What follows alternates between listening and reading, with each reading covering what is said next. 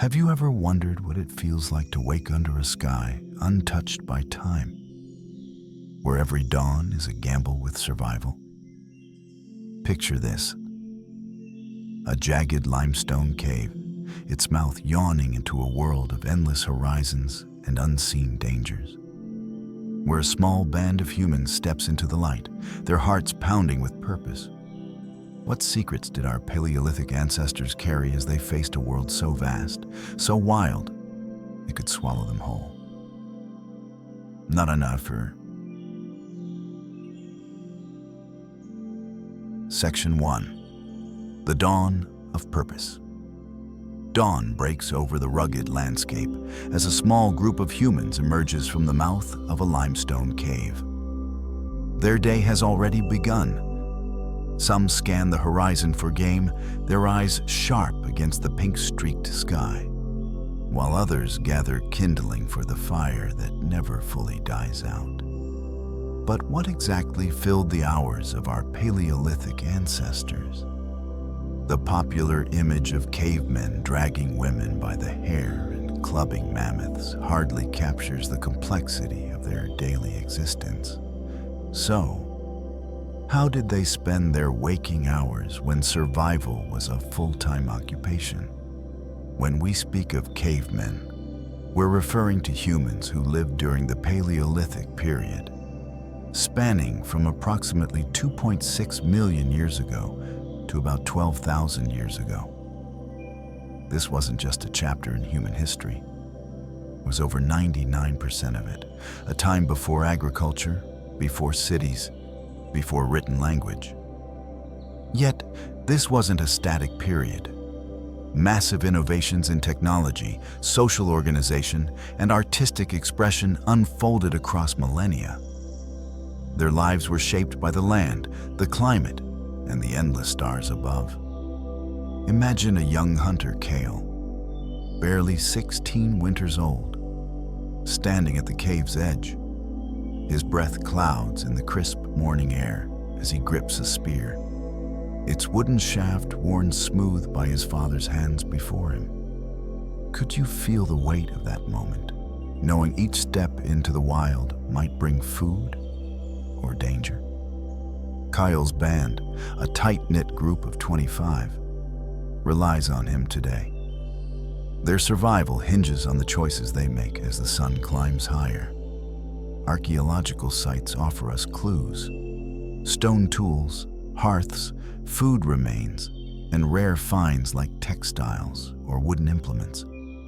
Cave art and portable artifacts reveal their symbolic world, while studies of recent hunter-gatherer societies provide cautious parallels. The Paleolithic wasn't one story. It varied by region, climate, and era. Early Homo habilis in Africa, 2 million years ago, lived differently from Cro-Magnons, painting caves in France 20,000 years ago. Climate dictated their rhythms. During ice ages, glaciers blanketed northern Europe, demanding ingenuity, while coastal groups mastered fishing and forest dwellers tracked elusive prey.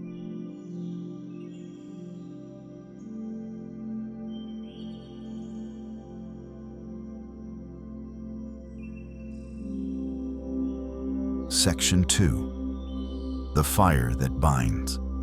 The Paleolithic day began with a rising sun. Unlike our world of artificial lights and rigid clocks, these early humans moved with the natural rhythms of light and dark, adapting to the season's ebb and flow. Morning meant rekindling the fire, a task both sacred and practical. At sites like Terra Amata in France, dated to 380,000 years ago, hearths show careful maintenance, their embers guarded like fragile hopes. Starting a fire from scratch was no small feat.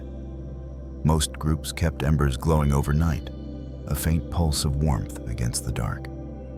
Kael kneels by the hearth, coaxing sparks from flint and tinder. His sister Lyra watches closely, learning the art of fire as their mother once did.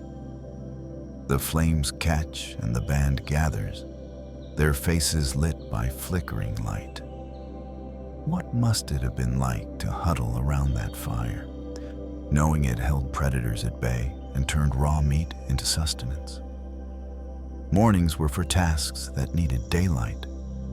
The band assessed their needs. Was food running low? Did tools need sharpening? Were there tracks of deer nearby? Water was fetched daily from streams or springs, carried in animal bladders or woven baskets. Life wasn't bound by rigid schedules, but by a dance of immediate needs and long-term planning. At Gesher Beno Yaakov in Israel, nearly 800,000 years ago, evidence shows they tracked seasonal plant cycles, planning harvests with uncanny precision. As the sun climbs, Kael joins the hunters, his heart racing as they spot antelope tracks. The women, led by Lyra's aunt Mara, fan out to gather tubers and berries, their hands deft and sure. Roles weren't fixed. Men sometimes gathered, women hunted small game. Flexibility was their strength. By midday, the heat might force a pause, a moment to sharpen tools or share stories under the shade of an ancient oak. What stories would you tell if the stars were your only witnesses?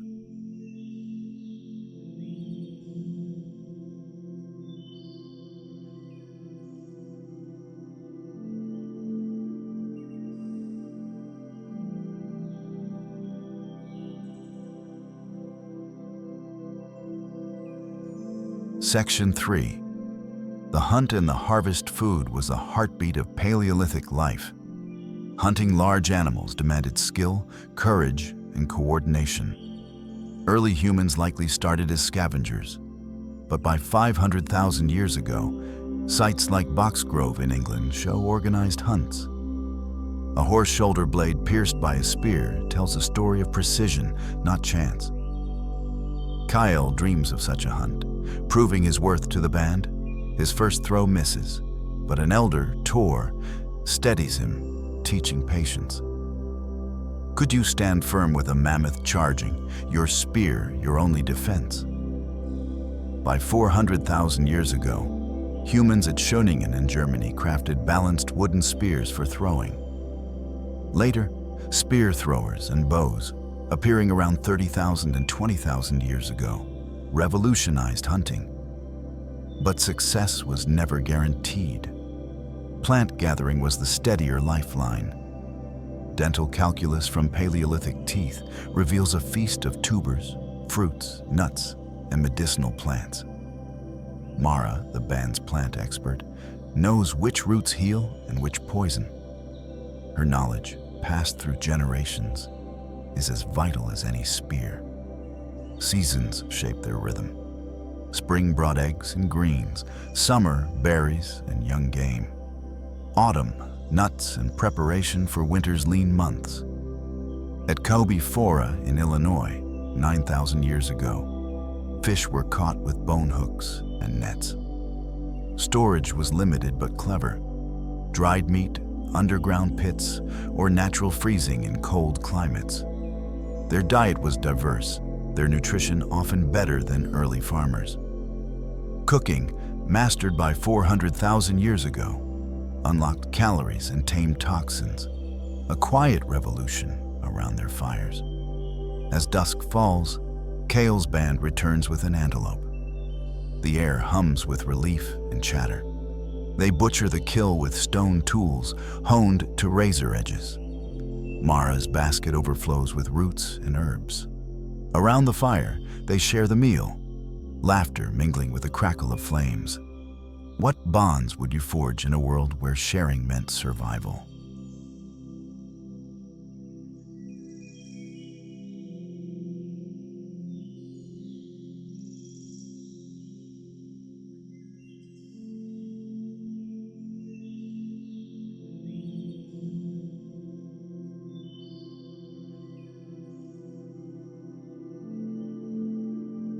Section 4.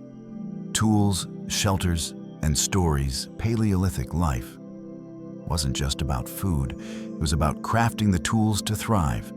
Stone tools dulled quickly, needing constant resharpening. A skilled napper-like tour could shape a cutting edge in minutes, but complex tools took hours. From crude Oldowan cobbles 2.6 million years ago to symmetrical Acheulean hand axes by 1.76 million years ago, their craft evolved. The Upper Paleolithic, starting 50,000 years ago, brought specialized tools, burins for engraving, scrapers for hides, awls for piercing. Wood, bone, and antler-shaped spears, needles, and fishhooks. At Clacton-on-Sea, a yew spear tip shows meticulous design.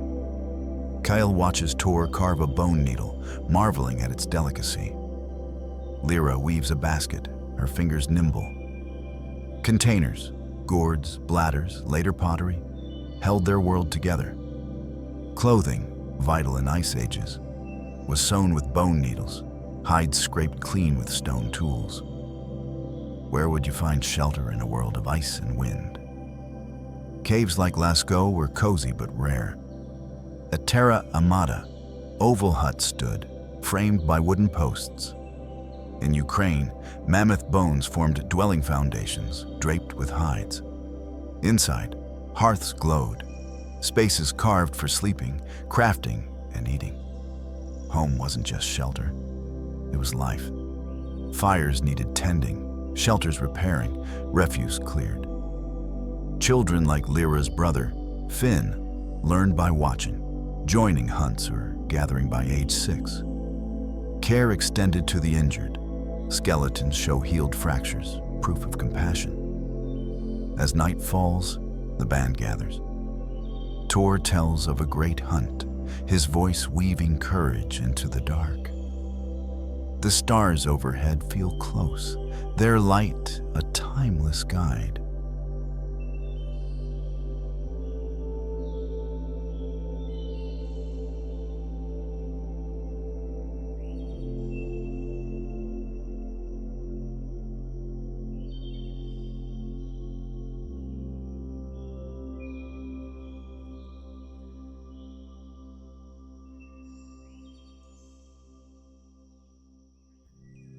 Section 5.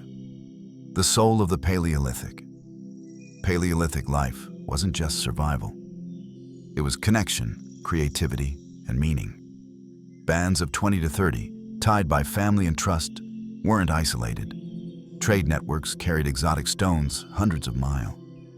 At Dolny Vestonets, 29,000 years ago, massive hearths hint at feasts where bands united.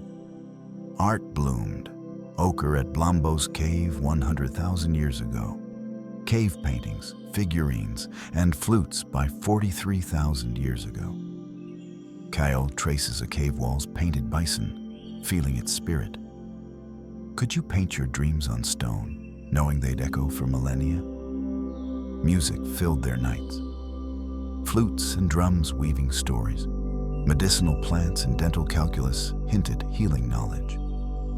Cave art's human-animal hybrids suggest shamanic visions, a bridge to unseen. Conflict was rare. Resource abundance eased tensions. Theirs was a life of balance, shaping landscapes through hunting, planting, and fire. In Australia, Aboriginal burning 65,000 years ago fostered biodiversity. Each person knew plants, animals, weather, and tools, a knowledge vast and deep. As the fire dies to embers, Kael looks to the stars. The horizon calls, as it always has. Their world wasn't primitive. It was a masterclass in resilience, ingenuity, and connection. They weren't just surviving. They were building the roots of who we are. What fuels your courage in the dark? Share your thoughts below, and let's keep their story alive.